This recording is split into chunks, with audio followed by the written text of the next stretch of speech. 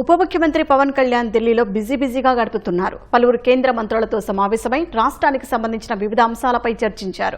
గోదావరిలో కాలుష్య నియంత్రణకు సహకరించాలని భూపేంద్ర యాదవ్ను కోరారు.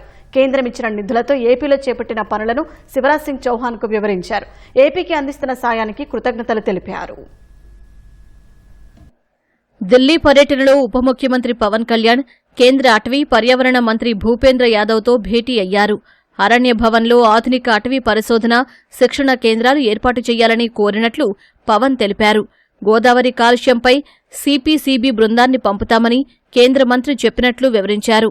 నాగార్జున సాగర్ శ్రీశైలం టైగర్ రిజర్వ్ ఉంది. దాంట్లో ఒకటి మనకి ఆల్రెడీ 90 బేస్ క్యాంప్స్ ఉన్నాయి. అంటే టైగర్ మూవ్మెంట్ కి ఇవన్నీ ఎలా ఉన్నాయని చూడడానికి. దాన్ని మేము ఏం అడిగామంటే ఒక 150 బేస్ క్యాంప్స్ పెంచుకోవాలి. దానికి అదనంగా ఒక 300 మంది పర్సనల్ ఫారెస్ట్ గార్డ్స్ అవసరం అవుతారు. సో దాన్ని సెంట్రలీ స్పాన్సర్డ్ స్కీమ్స్ ఉంటాయి. వాటి కింద మీరు అదనంగా ఇంకొక ఉన్న 90కి ఇంకొక 60 క్యాంప్స్ మేము యాడ్ చేయాలనుకున్నాం. అది స్థానికంగా లోకల్ మన చెంచు యువతే దానికి గార్డ్స్ గా ఉంటారు. వాళ్ళకి విత్ ఇన్ అక్కడ తిరగడానికి ఫారెస్ట్ లో మానిటర్ టైగర్ మూవ్మెంట్ అంతా మన బైక్స్ కానీ లేదంటే డ్రై రేషన్ కానీ ఒక సంవత్సరం పాటు బేస్ క్యాంప్ రన్ చేయడానికి కావాల్సిన నిధులు కూడా ఇమ్మని రిక్వెస్ట్ చేసి అగ్రీ చేశారు. దానికి గోదావరి పొల్యూషన్ మీద అంటే మిషన్ గోదావరి క్లీన్లీనెస్ కి శుభ్రతకి మీరు దీన్ని ఏ పద్ధతుల్లో మీరు మనకి ఏదైనా సహాయం చేయగలరా దీన్ని అడిగారు. Central pollution control board team ని పంపిస్తాం. టోటల్ అసెస్ చేస్తామని చెప్పారు. What is the level of pollution అని. దాని తగ్గట్టుగా మిటిగేషన్ మెజర్స్ ఏంటి, కరెక్టివ్ మెజర్స్ ఏం చేయాలి, ఇవన్నీ ఖచ్చితంగా చేస్తామని చెప్పి మేము అడిగిన ఆల్మోస్ట్ ఒక 7 to 8 పాయింట్స్. ఐ థింక్ అన్నిటికీ ఆయన ఇమీడియట్ గా రెండు ఆలోచనలు లేకుండా పెద్ద మనసుతో అన్ని ఒప్పుకున్నారు. మనకి కోస్ట్ లైన్ లో మనకి ఆల్మోస్ట్ 1051 కిలోమీటర్స్. దాంట్లో 450 కిలోమీటర్స్ ఈ హై టైడ్ లో టైడ్ మధ్యలో మనం ఏమడుగుతుంటే కొంత సముద్రం ఎరోషన్ కాకుండా ఏదైనా ఉప్పిన్ లాంటిది వచ్చినప్పుడు ఫస్ట్ మన న్యాచురల్ ప్రొటెక్షన్ వల్ల చేయాలనేది మన ప్రయత్నం. దాంట్లో ఇప్పటికి 450 కిలోమీటర్లు పని ప్రారంభించాం. సో దానికి కూడా అదనపు నిధులు కావాలి అంటే మినిస్ట్రీ పథకం నుంచి నేను ఫండ్స్ పంపిస్తానని చెప్పాను. కేంద్ర వ్యవసాయ శాఖ మంత్రి శివరాజ్ సింగ్ చౌహాన్ ను పవన్ కలిశారు. ఏపీలో వీబీజీ రామ్జీ పథకం ప్రారంభోత్సవానికి రావాలని కోరినట్లు తెలిపారు.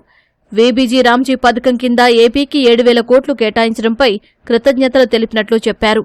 కేంద్రం ఇచ్చిన నిధులతో చేపట్టిన పనులను కేంద్ర మంత్రికి వివరించినట్లు పవన్ తెలిపారు.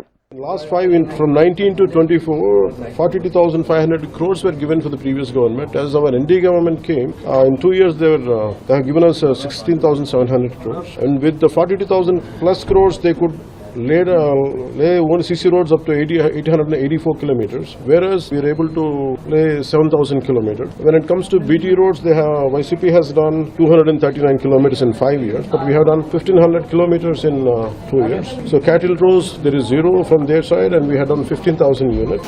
And Jiramji, there is a lot of false misappropriation was there. People without working, they used to draw salaries, whereas that's the reason why we have introduced facial recognition for all the wage seekers in Andhra Pradesh. Last 1 year, 9 lakh works have been inspected by social audit. So these are the things which have been conveyed to Honorable Minister Shivraj Singh Chauhan ji, and I extend my heartfelt thanks and gratitude for standing by and giving such a priority to the state of Andhra Pradesh. అనంతరం కేంద్ర జలశక్తి శాఖ మంత్రి CR Patil ను పవన్ కలిశారు. ఏపీలో తాగునీటి సరఫరా, Jal Jeevan machine, పుష్కరాల ఏర్పాట్లు, నదుల పరిరక్షణ, పారిశుధ్యానికి సంబంధించిన అంశాలపై చర్చించారు.